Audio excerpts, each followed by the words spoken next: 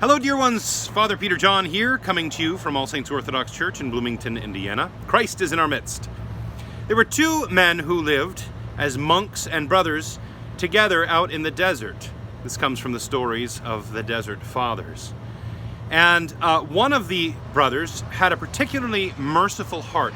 He loved caring for those who were in need. That was what he loved to do. But the other monk that he lived with, he was fearful of loss. He was afraid of not having enough for himself. And he saw what the other merciful brother was doing, giving away bread to the poor. So one day, he said to the other monk, he said, "Give me my half of the bread, please, and I'm going to go live somewhere else, and you can do whatever you want with your half of the bread." And so the monk said, "Very well," and he took the big loaf and he broke it in half, and he gave half of the loaf to the brother, and he kept his to share with the poor.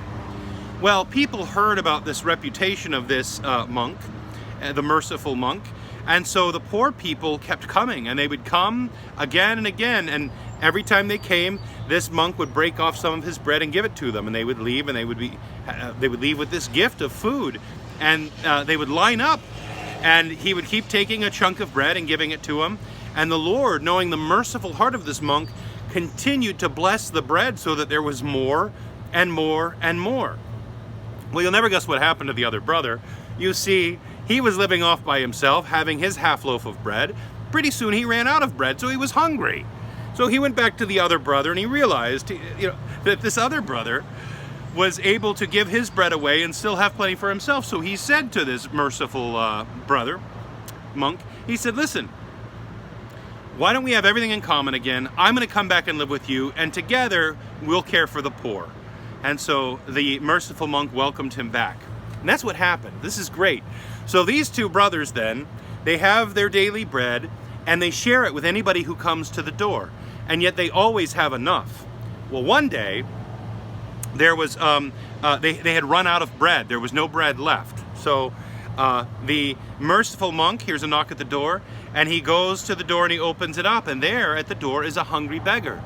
And so the merciful monk says to the other monk, he says, "Please go get some bread." And the other monk says, "There is no more bread." And he says, "Please go get some bread for this brother, he's hungry." And he said, "Well, I told you there is no other bread." And he says, "Just go have a look, please."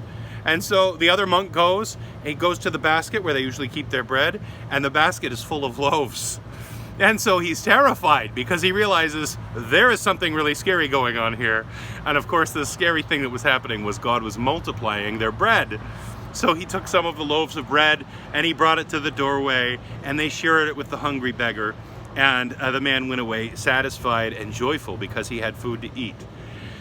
So this is a great story about God's providence, how you cannot outgive God, how God loves a cheerful giver.